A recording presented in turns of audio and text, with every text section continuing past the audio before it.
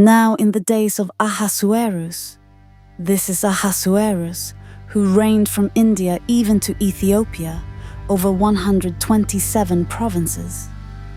In those days, when the king Ahasuerus sat on the throne of his kingdom, which was in Susa the palace, in the 3rd year of his reign, he made a feast for all his princes and his servants, the power of Persia and Media, the nobles and princes of the provinces, being before him. He displayed the riches of his glorious kingdom and the honor of his excellent majesty many days, even 180 days. When these days were fulfilled, the king made a 7-day feast for all the people who were present in Susa the palace, both great and small, in the court of the garden of the king's palace. There were hangings of white and blue material, fastened with cords of fine linen and purple to silver rings and marble pillars. The couches were of gold and silver, on a pavement of red, white, yellow, and black marble. They gave them drinks in golden vessels of various kinds, including royal wine in abundance, according to the bounty of the king. In accordance with the law, the drinking was not compulsory, for so the king had instructed all the officials of his house that they should do according to every man's pleasure. Also, Vashti the queen made a feast for the women in the royal house which belonged to King Ahasuerus. On the 7th day, when the heart of the king was merry with wine, he commanded Mehuman, Biztha, Harbona, Bigtha, and Abagtha, Zethar, and Carcass, the 7 eunuchs who served in the presence of Ahasuerus the king, to bring Vashti the queen before the king with the royal crown, to show the people and the princes her beauty. For she was beautiful. But the queen Vashti refused to come at the king's commandment by the eunuchs. Therefore the king was very angry, and his anger burned in him. Then the king said to the wise men, who knew the times, for it was the king's custom to consult those who knew law and judgment. And next to him were Karshena, Shethar, Admatha, Tarshish, Meres, Marsena, and Memucan, the 7 princes of Persia and Media, who saw the king's face and sat first in the kingdom. What shall we do to Queen Vashti according to law, because she has not done the bidding of the king Ahasuerus by the eunuchs?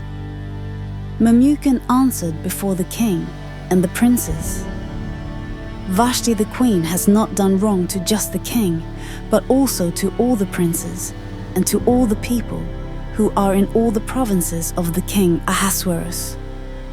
For this deed of the queen will become known to all women, causing them to show contempt for their husbands when it is reported, King Ahasuerus commanded Vashti the queen to be brought in before him, but she didn't come. Today, the princesses of Persia and Media who have heard of the queen's deed will tell all the king's princes. This will cause much contempt and wrath.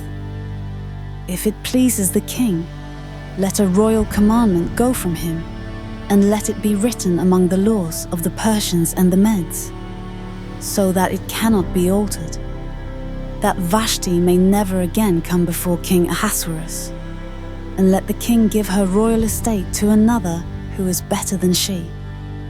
When the king's decree which he shall make is published throughout all his kingdom, for it is great, all the wives will give their husbands honor, both great and small. This advice pleased the king and the princes, and the king did according to the word of Memucan, for he sent letters into all the king's provinces, into every province according to its writing, and to every people in their language, that every man should rule his own house, speaking in the language of his own people. After these things, when the wrath of King Ahasuerus was pacified, he remembered Vashti and what she had done, and what was decreed against her. Then the king's servants who served him said, "Let beautiful young virgins be sought for the king, Let the king appoint officers in all the provinces of his kingdom, that they may gather together all the beautiful young virgins to the citadel of Susa, to the women's house, to the custody of Hegai the king's eunuch, keeper of the women. Let cosmetics be given them, and let the maiden who pleases the king be queen instead of Vashti. The thing pleased the king, and he did so. There was a certain Jew in the citadel of Susa, whose name was Mordecai, the son of Jair, the son of Shimei, the son of Kish, a Benjamite, who had been carried away from Jerusalem with the captives who had been carried away with Jeconiah king of Judah, whom Nebuchadnezzar the king of Babylon had carried away. He brought up Hadassah, that is, Esther, his uncle's daughter, for she had neither father nor mother. The maiden was fair and beautiful, and when her father and mother were dead, Mordecai took her for his own daughter. So when the king's commandment and his decree was heard, and when many maidens were gathered together to the citadel of Susa, to the custody of Hegai, Esther was taken into the king's house, to the custody of Hegai, keeper of the women. The maiden pleased him, and she obtained kindness from him. He quickly gave her cosmetics and her portions of food, and the 7 choice maidens who were to be given her out of the king's house. He moved her and her maidens to the best place in the women's house. Esther had not made known her people, nor her relatives, because Mordecai had instructed her that she should not make it known. Mordecai walked every day in front of the court of the women's house to find out how Esther was doing and what would become of her. Each young woman's turn came to go into King Ahasuerus after her purification for 12 months. For so were the days of their purification accomplished: 6 months with oil of myrrh, and 6 months with sweet fragrances and with preparations for beautifying women. The young woman then came to the king like this.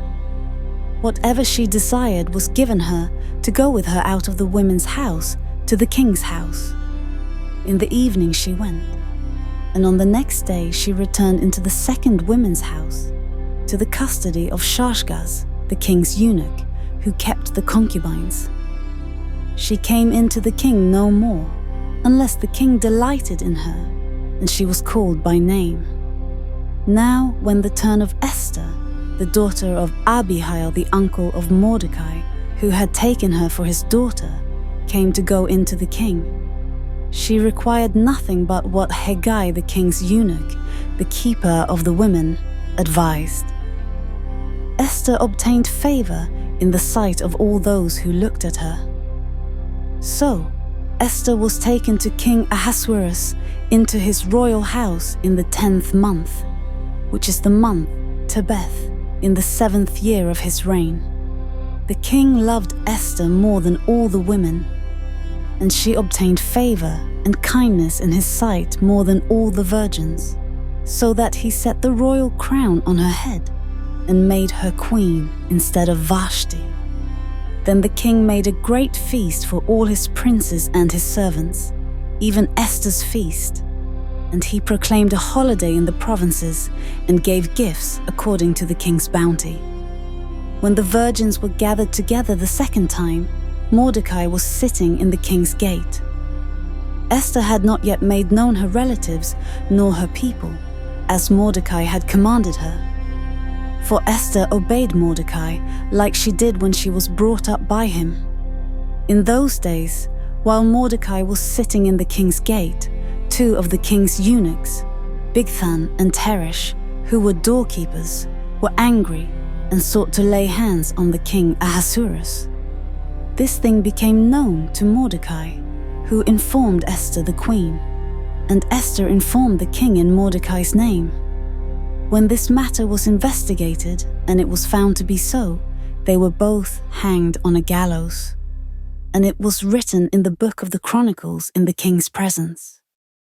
After these things, King Ahasuerus promoted Haman the son of Hammedatha, the Agagite, and advanced him, and set his seat above all the princes who were with him. All the king's servants who were in the king's gate bowed down and paid homage to Haman, for the king had so commanded concerning him. But Mordecai didn't bow down or pay him homage. Then the king's servants who were in the king's gate said to Mordecai, "Why do you disobey the king's commandment?" Now it came to pass, when they spoke daily to him, and he didn't listen to them, that they told Haman to see whether Mordecai's reason would stand. For he had told them that he was a Jew. When Haman saw that Mordecai didn't bow down, nor pay him homage, Haman was full of wrath.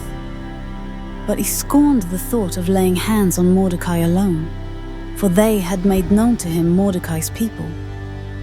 Therefore Haman sought to destroy all the Jews who were throughout the whole kingdom of Ahasuerus, even Mordecai's people. In the first month, which is the month Nisan, in the 12th year of King Ahasuerus, they cast pur, that is, the lot, before Haman from day to day, and from month to month, and chose the 12th month, which is the month Adar. Haman said to King Ahasuerus, "There is a certain people scattered abroad and dispersed among the peoples in all the provinces of your kingdom, and their laws are different from other peoples. They don't keep the king's laws. Therefore it is not for the king's profit to allow them to remain. If it pleases the king, let it be written that they be destroyed. And I will pay 10,000 talents of silver into the hands of those who are in charge of the king's business, to bring it into the king's treasuries." The king took his ring from his hand and gave it to Haman, the son of Hammedatha the Agagite, the Jews' enemy.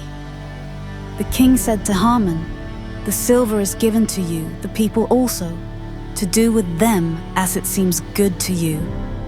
Then the king's scribes were called in on the first month, on the 13th day of the month, and all that Haman commanded was written to the king's local governors, and to the governors who were over every province, and to the princes of every people, to every province according to its writing, and to every people in their language. It was written in the name of King Ahasuerus, and it was sealed with the king's ring. Letters were sent by couriers into all the king's provinces, to destroy, to kill, and to cause to perish all Jews, both young and old, little children and women, in one day, even on the 13th day of the 12th month, which is the month Adar, and to plunder their possessions. A copy of the letter that the decree should be given out in every province was published to all the peoples, that they should be ready against that day. The couriers went out in haste by the king's commandment, and the decree was given out in the citadel of Susa. The king and Haman sat down to drink, but the city of Susa was perplexed. Now when Mordecai found out all that was done, Mordecai tore his clothes and put on sackcloth with ashes, and went out into the middle of the city and wailed loudly and bitterly. He came even before the king's gate, for no one is allowed inside the king's gate clothed with sackcloth. In every province, wherever the king's commandment and his decree came, there was great mourning among the Jews, and fasting and weeping and wailing, and many lay in sackcloth and ashes. Esther's maidens and her eunuchs came and told her this, and the queen was exceedingly grieved. She sent clothing to Mordecai to replace his sackcloth, but he didn't receive it. Then Esther called for Hathach, one of the king's eunuchs, whom he had appointed to attend her, and commanded him to go to Mordecai, to find out what this was, and why it was. So Hathach went out to Mordecai, to City Square, which was before the king's gate. Mordecai told him of all that had happened to him, and the exact sum of the money that Haman had promised to pay to the king's treasuries for the destruction of the Jews. He also gave him the copy of the writing of the decree that was given out in Susa, to destroy them, to show it to Esther, and to declare it to her, and to urge her to go into the king, to make supplication to him, and to make request before him for her people. Hathach came and told Esther the words of Mordecai. Then Esther spoke to Hathach and gave him a message to Mordecai. All the king's servants and the people of the king's provinces know that whoever, whether man or woman, comes to the king into the inner court without being called, there is one law for him, that he be put to death, except those to whom the king might hold out the golden scepter, that he may live. I have not been called to come into the king these 30 days. They told Esther's words to Mordecai. Then Mordecai asked them to return this answer to Esther. Don't think to yourself that you will escape in the king's house any more than all the Jews. For if you remain silent now, then relief and deliverance will come to the Jews from another place. But you and your father's house will perish. Who knows if you haven't come to the kingdom for such a time as this? Then Esther asked them to answer Mordecai. Go, gather together all the Jews who are present in Susa, and fast for me, and neither eat nor drink 3 days, night or day. I and my maidens will also fast the same way. Then I will go into the king, which is against the law, and if I perish, I perish. So Mordecai went his way and did according to all that Esther had commanded him. Now on the 3rd day, Esther put on her royal clothing and stood in the inner court of the king's house, next to the king's house. The king sat on his royal throne in the royal house, next to the entrance of the house. When the king saw Esther, the queen, standing in the court, she obtained favor in his sight, and the king held out to Esther the golden scepter that was in his hand. So Esther came near and touched the top of the scepter. Then the king asked her, "What would you like, Queen Esther? What is your request? It shall be given you even to the half of the kingdom." Esther said, "If it seems good to the king, let the king and Haman come today to the banquet that I have prepared for him." Then the king said, "Bring Haman quickly, so that it may be done as Esther has said." So the king and Haman came to the banquet that Esther had prepared. The king said to Esther at the banquet of wine, "What is your petition? It shall be granted you. What is your request? Even to the half of the kingdom it shall be performed." Then Esther answered and said, "My petition and my request is this: if I have found favor in the sight of the king, and if it pleases the king to grant my petition and to perform my request, let the king and Haman come to the banquet that I will prepare for them, and I will do tomorrow as the king has said." Then Haman went out that day joyful and glad of heart. But when Haman saw Mordecai in the king's gate, that he didn't stand up nor move for him, he was filled with wrath against Mordecai. Nevertheless, Haman restrained himself and went home. There he sent and called for his friends and Zeresh his wife. Haman recounted to them the glory of his riches, the multitude of his children, all the things in which the king had promoted him, and how he had advanced him above the princes and servants of the king. Haman also said, "Yes, Esther the queen let no man come in with the king to the banquet that she had prepared but myself, and tomorrow I am also invited by her together with the king. Yet all this avails me nothing, so long as I see Mordecai the Jew sitting at the king's gate." Then Zeresh his wife and all his friends said to him, "Let a gallows be made 50 cubits high, and in the morning speak to the king about hanging Mordecai on it. Then go in merrily with the king to the banquet." This pleased Haman, so he had the gallows made. On that night, the king couldn't sleep. He commanded the book of records of the Chronicles to be brought, and they were read to the king. It was found written that Mordecai had told of Bigthana and Teresh, two of the king's eunuchs, who were doorkeepers, who had tried to lay hands on the king Ahasuerus. The king said, "What honor and dignity has been given to Mordecai for this?" Then the king's servants who attended him said, "Nothing has been done for him." The king said, "Who is in the court?" Now Haman had come into the outer court of the king's house to speak to the king about hanging Mordecai on the gallows that he had prepared for him. The king's servants said to him, "Behold, Haman stands in the court." The king said, "Let him come in." So Haman came in.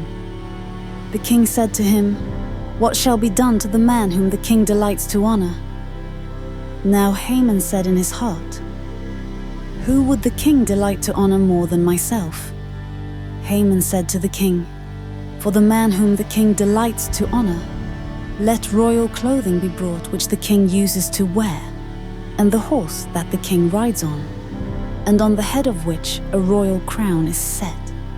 Let the clothing and the horse be delivered to the hand of one of the king's most noble princes, that they may array the man whom the king delights to honor with them, and have him ride on horseback through the city square, and proclaim before him, 'Thus it shall be done to the man whom the king delights to honor.'" Then the king said to Haman, "Hurry and take the clothing and the horse, as you have said, and do this for Mordecai the Jew, who sits at the king's gate. Let nothing fail of all that you have spoken." Then Haman took the clothing and the horse, and arrayed Mordecai, and had him ride through the city square, and proclaimed before him, "Thus it shall be done to the man whom the king delights to honor." Mordecai came back to the king's gate, but Haman hurried to his house, mourning and having his head covered. Haman recounted to Zeresh his wife and all his friends everything that had happened to him. Then his wise men and Zeresh his wife said to him, "If Mordecai, before whom you have begun to fall, is of Jewish descent, you will not prevail against him, but you will surely fall before him." While they were yet talking with him, the king's eunuchs came and hurried to bring Haman to the banquet that Esther had prepared. So the king and Haman came to banquet with Esther the queen. The king said again to Esther on the second day at the banquet of wine, "What is your petition, Queen Esther? It shall be granted you. What is your request? Even to the half of the kingdom it shall be performed." Then Esther the queen answered, "If I have found favor in your sight, O king, and if it pleases the king, let my life be given me at my petition, and my people at my request. For we are sold, I and my people, to be destroyed, to be slain, and to perish. But if we had been sold for male and female slaves, I would have held my peace, although the adversary could not have compensated for the king's loss." Then King Ahasuerus said to Esther the queen, "Who is he? And where is he who dared presume in his heart to do so?" Esther said, "An adversary and an enemy, even this wicked Haman." Then Haman was afraid before the king and the queen. The king arose in his wrath from the banquet of wine and went into the palace garden. Haman stood up to make request for his life to Esther the queen, for he saw that there was evil determined against him by the king. Then the king returned out of the palace garden into the place of the banquet of wine. And Haman had fallen on the couch where Esther was. Then the king said, "Will he even assault the queen in front of me in the house?" As the word went out of the king's mouth, they covered Haman's face. Then Harbonah, One of the eunuchs who were with the king said, "Behold, the gallows 50 cubits high, which Haman has made for Mordecai, who spoke good for the king, is standing at Haman's house." The king said, "Hang him on it." So they hanged Haman on the gallows that he had prepared for Mordecai. Then the king's wrath was pacified. On that day, King Ahasuerus gave the house of Haman, the Jews' enemy, to Esther the queen. Mordecai came before the king, for Esther had told what he was to her. The king took off his ring, which he had taken from Haman, and gave it to Mordecai. Esther set Mordecai over the house of Haman. Esther spoke yet again before the king, and fell down at his feet, and begged him with tears to put away the mischief of Haman the Agagite, and his plan that he had planned against the Jews. Then the king held out to Esther the golden scepter. So Esther arose and stood before the king. She said, "If it pleases the king, and if I have found favor in his sight, and the thing seems right to the king, and I am pleasing in his eyes, let it be written to reverse the letters devised by Haman, the son of Hammedatha the Agagite, which he wrote to destroy the Jews who are in all the king's provinces. For how can I endure to see the evil that would come to my people? How can I endure to see the destruction of my relatives?" Then King Ahasuerus said to Esther the queen and to Mordecai the Jew, "See, I have given Esther the house of Haman, and they have hanged him on the gallows, because he laid his hand on the Jews. Write also to the Jews as it pleases you, in the king's name, and seal it with the king's ring. For the writing which is written in the king's name and sealed with the king's ring may not be reversed by any man." Then the king's scribes were called at that time in the 3rd month, which is the month Sivan, on the 23rd day of the month. And it was written according to all that Mordecai commanded to the Jews, and to the local governors, and the governors and princes of the provinces, which are from India to Ethiopia, 127 provinces, to every province according to its writing, and to every people in their language, and to the Jews in their writing, and in their language.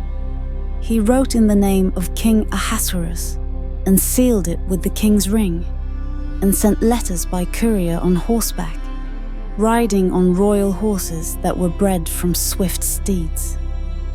In those letters, the king granted the Jews who were in every city to gather themselves together, and to defend their life, to destroy, to kill, and to cause to perish all the power of the people and province that would assault them, their little ones and women, and to plunder their possessions on one day in all the provinces of King Ahasuerus, on the 13th day of the 12th month, which is the month Adar. A copy of the letter that the decree should be given out in every province was published to all the peoples, that the Jews should be ready for that day to avenge themselves on their enemies. So the couriers who rode on royal horses went out, hastened and pressed on by the king's commandment. The decree was given out in the citadel of Susa. Mordecai went out of the presence of the king in royal clothing of blue and white, and with a great crown of gold, and with a robe of fine linen and purple. And the city of Susa shouted and was glad. The Jews had light, gladness, joy, and honor. In every province and in every city, wherever the king's commandment and his decree came, the Jews had gladness, joy, a feast, and a good day. Many from among the peoples of the land became Jews, for the fear of the Jews had fallen on them.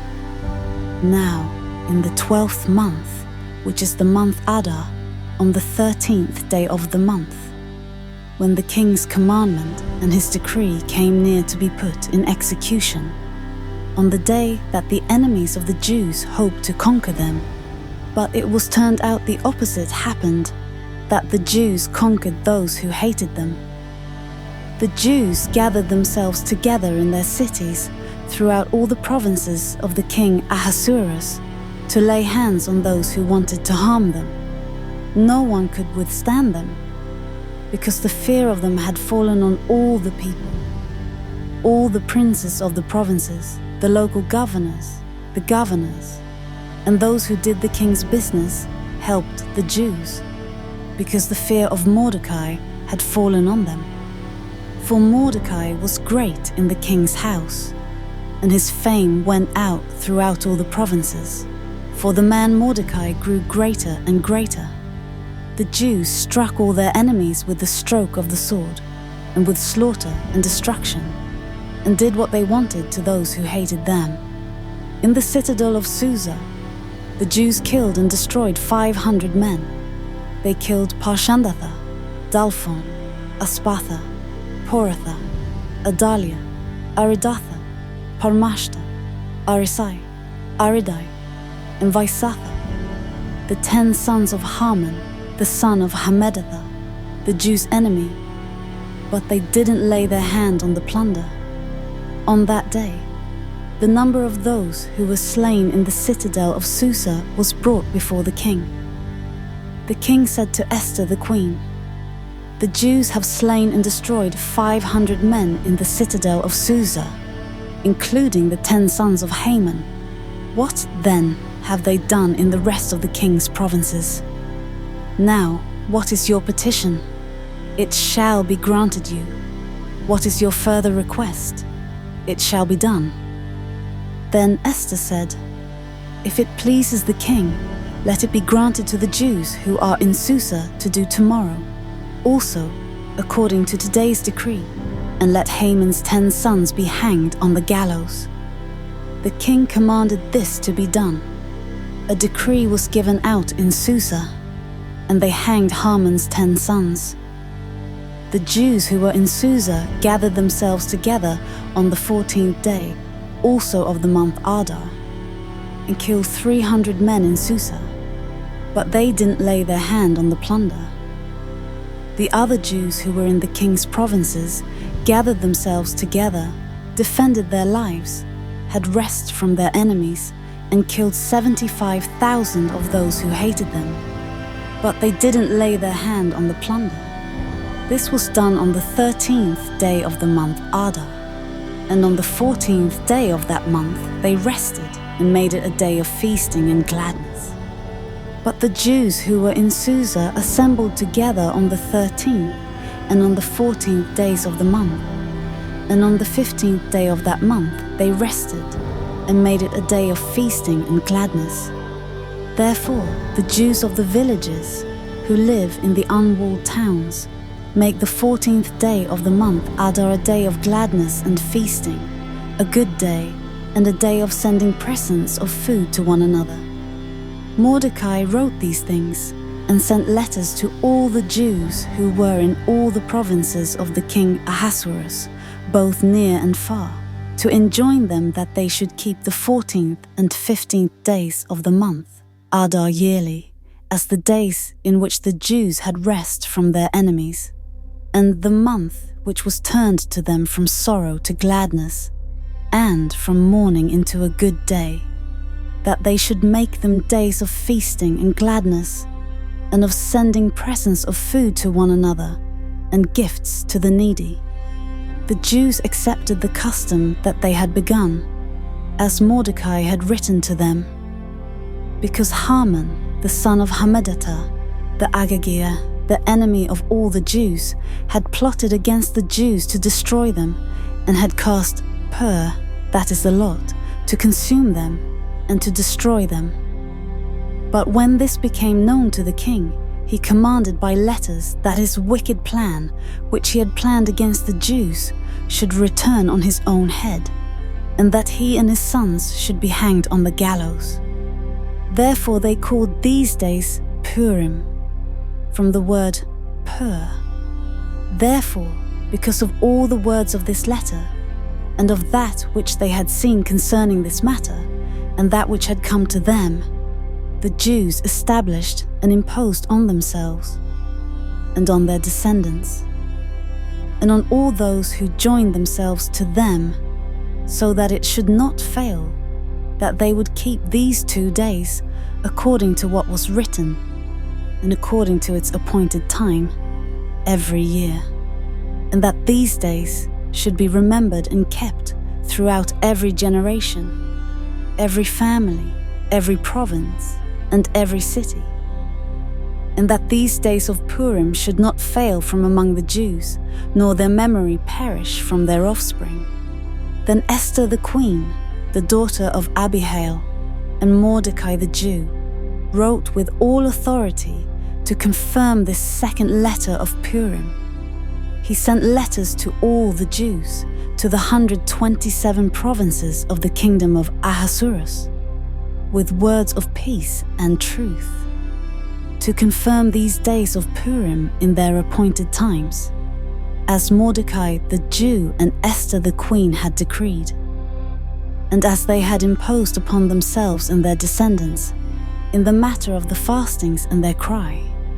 The commandment of Esther confirmed these matters of Purim, and it was written in the book. King Ahasuerus laid a tribute on the land and on the islands of the sea. Aren't all the acts of his power and of his might, and the full account of the greatness of Mordecai, to which the king advanced him, written in the book of the Chronicles of the kings of Media and Persia? For Mordecai, the Jew, was next to King Ahasuerus, and great among the Jews, and accepted by the multitude of his brothers, seeking the good of his people, and speaking peace to all his descendants.